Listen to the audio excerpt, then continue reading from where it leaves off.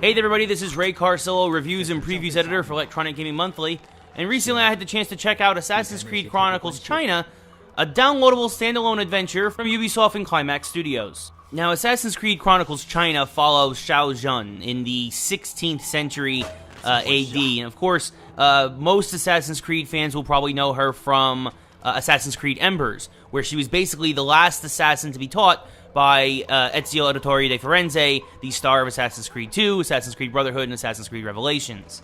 In this animated short, we learn that the assassins of China have been devastated. AC Chronicles China picks up shortly after Xiao Zhan returns there and tries to take the fight to the Templars, who are hiding behind an organization called the Tigers, gotta love the alliteration there, and are controlling the Emperor of China like a puppet. These two levels that we're able to show off today, we actually do get to see Xiao Zhan assassinate somebody. She does it in a really striking way. She has a hidden toe blade, so when she kicks people in the face, she kills them instantly. Along with this, she also has traditional assassin and ninja-like weapons, rope darts, she uses firecrackers for distractions, a variety of daggers, and a Zhan, which is a Chinese sword. Now, what's interesting is that Ubisoft has already announced that Chronicles is not going to be just about Xiao Zhan in China. As the title might imply, Chronicles will actually follow a bunch of assassins, and already they've announced the next two, Assassin's Creed Chronicles India and Russia, which also follow previously established assassins, Arbaz Mir from India, who of course debuted in the Assassin's Creed graphic novel Brahmin, and Nikolai Orlev, who debuted in the Assassin's Creed graphic novels The Fall and The Chain. All three of the Chronicle games will be completely separate from each other and can be downloaded individually, so if India or Russia appeal to you more, you can always skip over China if you prefer, but to get the full story, obviously, Ubisoft is promoting that you get all three. China was dropping April 21st for Xbox One, PS4, and PC, whereas India and Russia will drop sometime later in 2015. Now, as you watch the footage, you've probably been able to tell, not just because it's 2.5D, but that Assassin's Creed Chronicles China looks like no other Assassin's Creed game before it. It's much more stylized, it has a lot of flourish to it, you see a lot of reds and blacks, and kind of like these hard-edge watercolor brushstrokes, kind of like a Bob Ross worst nightmare, I think. Not too many happy trees. But what I found really interesting is that China, India, and Russia are all three going to have very different art styles to them that are going to try and reflect the time period. Now, of course, the look is one thing, but being in 2.5D, you can imagine that China plays very differently from any Assassin's Creed game as well. But being somebody who is a huge Assassin's Creed fan and has played all the games, I found it difficult at first to divorce myself from the idea that even though this says Assassin's Creed on it, it's really a unique game unto itself. You know, I'm actually kind of fortunate that they only had me record the 4th and 5th levels, because if you saw my playthrough of the first two, you'd probably see a marathon of deaths.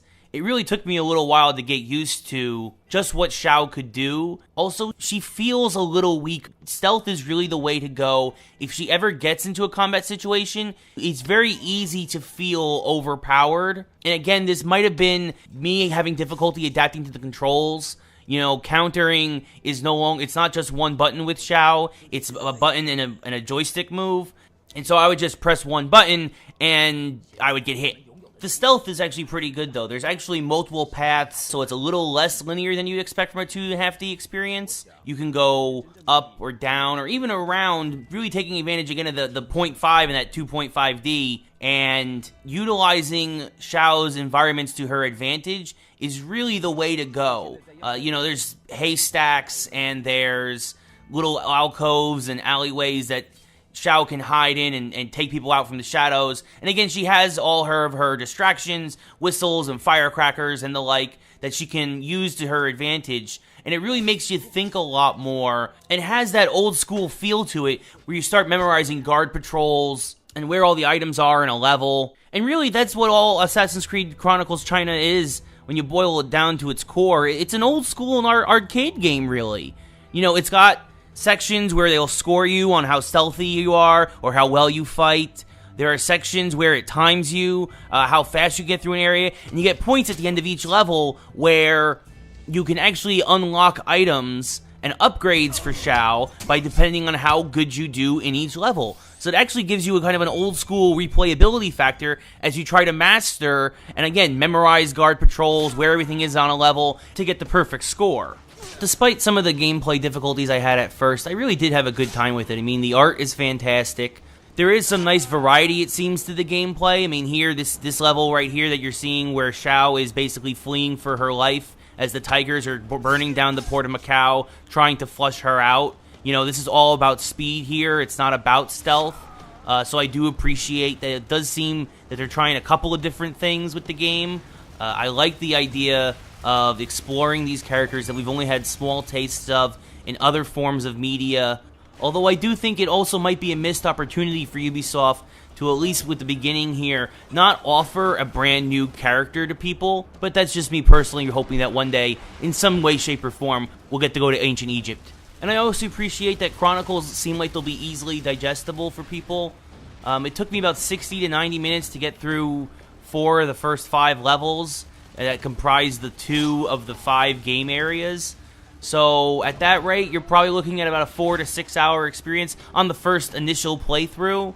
So I think that people who don't have a lot of time to sink into a 20, 30 hour full-fledged Assassin's Creed experience, this might be a nice way to get into the series. But of course, as always, we'll have to reserve our judgment until we get our hands on the final, full, complete product, which we hope we'll have in the next couple of weeks. Like I said, China drops April 21st, PS4, Xbox One, PC, and India and Russia will drop sometime later this year. I just want to thank everybody for listening and watching. Feel free to leave comments, and as always, we appreciate your continued support. Until next time, for EGM, I'm Ray Carcillo.